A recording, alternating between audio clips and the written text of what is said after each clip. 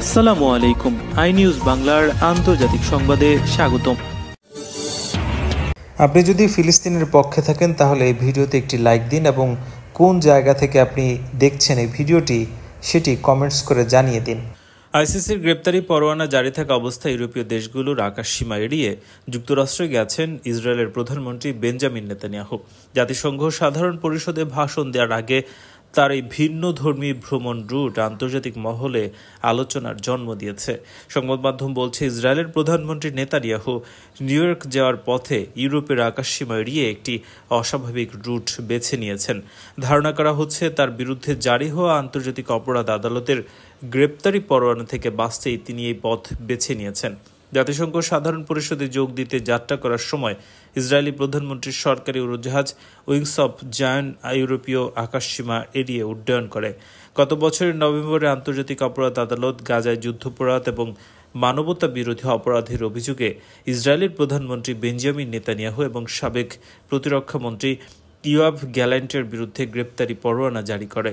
আর সেই জটিলতা এড়াতেই পথ অনুসরণ করে নেতানিয়াহুর ফ্লাইট, যদিও এসব অভিযোগ ইসরায়েলের দৃঢ়ভাবে অস্বীকার করে আসে। ইউরোপের বেশ কয়েকটি আইসিসি সদস্য রাষ্ট্র প্রকাশ্যে জানিয়েছে নেতানিয়াহু তাদের ভূখণ্ডে প্রবেশ করলে তাকে আটক করবে। ফলে বিমানকে জোর করে নামানোর পরিস্থিতি এড়াতেই ইউরোপের আকাশসীমা এড়িয়ে যাওয়ার পথ বেছে নেওয়া হয়েছে বলে পর্যবেক্ষকদের ধারণা। প্রচলিতভাবে যুক্তরাষ্ট্রগামী ইসরায়েলের ফ্লাইটগুলো মধ্য ইউরোপের ওপর দিয়ে যায়, যার মধ্যে ফরাসি আকাশসীমাও রয়েছে।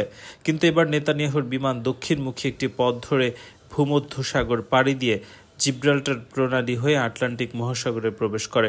এতে ভ্রমণ পথ প্রায় ৬০০ কিলোমিটার দীর্ঘ হয়েছে। আয়ারল্যান্ড বলছে, নেতানিয়াহু তাদের মাটিতে নামলে তাকে গ্রেপ্তার করা হবে। স্পেনও আইসিসির তদন্তে সহযোগিতার প্রতিশ্রুতি দিয়েছে, তবে ফ্রান্স জানিয়েছে তারা নেতানিয়াহুকে গ্রেপ্তার করবে না। ইতালি আবার প্রশ্ন তুলেছে এমন পদক্ষেপ আদৌ কার্যকর করা সম্ভব কিনা। হঠাৎ করে বিশ্বের বিভিন্ন দেশে অবস্থান করা মার্কিন সামরিক বাহিনীর শত শত জেনারেল এবং অ্যাডমিরালকে যুক্তরাষ্ট্রে তলব করা হয়েছে। বলা হচ্ছে তাদেরকে জরুরি ভিত্তিতে ভার্জিনিয়ায় একটি বৈঠকে ডেকেছেন প্রতিরক্ষা মন্ত্রী পিট হেগসেথ। তবে রহস্যময় এই বৈঠকের উদ্দেশ্য বা এজেন্ডা স্পষ্ট করা হয়নি। মার্কিন গণমাধ্যমের বরাত দিয়ে এক প্রতিবেদনে তথ্য জানায় আল জাজিরা। সংবাদ মাধ্যমটি বলছে, মার্কিন প্রতিরক্ষা মন্ত্রী পিট হেগসেথ বিশ্বজুড়ে দায়িত্বে থাকা শীর্ষ সামরিক কর্মকর্তাদের আগামী সপ্তাহে ভার্জিনিয়ায় এক বৈঠকে ডেকেছেন। এত অস্বাভাবিক সমাবেশ খুব কমই হয় বলে ধারণা করছেন বিশ্লেষকরা।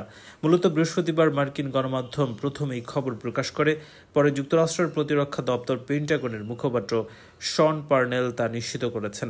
অবশ্য কেন হঠাৎ করে এত জরুরি ভিত্তিতে মার্কিন সেনাবাহিনীর জেনারেল এবং নৌবাহিনীর অ্যাডমিরালদের এই বৈঠকে ডাকা হলো বা আলোচনার এজেন্ডা কি হবে তা স্পষ্ট করেননি পিট হেগসেথ।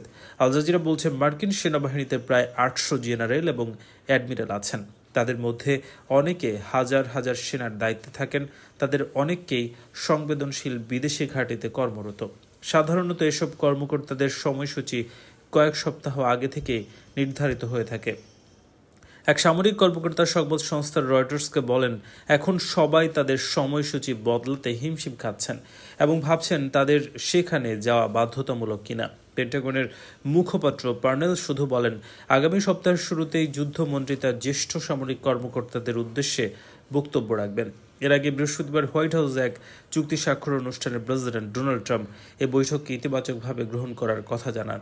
তিনি বলেন, আমি এটা ভালোবাসি, আমার কাছে দারুণ মনে হচ্ছে জেনারেল আর অ্যাডমিরালদের সঙ্গে বন্ধুত্বপূর্ণ সম্পর্ক থাকা ভালো। অবশ্য জাতীয় নিরাপত্তার গুরুত্বপূর্ণ দায়িত্বে থাকা কর্মকর্তাদের এভাবে সরিয়ে নেওয়া নিয়ে যে উদ্বেগ তৈরি হয়েছে, ট্রাম্প সেটিকে গুরুত্ব দিতে চাননি। তিনি সাংবাদিকদের উদ্দেশ্যে পাল্টা প্রশ্ন রাখেন, এটা এত বড় ব্যাপার কেন? আমরা যদি জেনারেল আর অ্যাডমিরালদের সঙ্গে ভালো সম্পর্ক রাখি যাতে ক্ষতি কোথায়? আমি তো শান্তির প্রেসিডেন্ট, সম্পর্ক ভালো থাকা ভালোই। উপস্থিত ভাইস প্রেসিডেন্ট জেডি ড্যান্সের সমালোচনাকে গুরুত্বহীন হিসেবে দেখছেন। তিনি বলছেন, যেসব জেনারেলকে প্রতিরক্ষা মন্ত্রী হয়ে প্রেসিডেন্টের অধীনে কাজ করেন তাদের মন্ত্রীর সঙ্গে দেখা করাটা অস্বাভাবিক নয়। সাংবাদিকরা এ নিয়ে প্রশ্ন তুলছে, সেটাই বরং অদ্ভুত।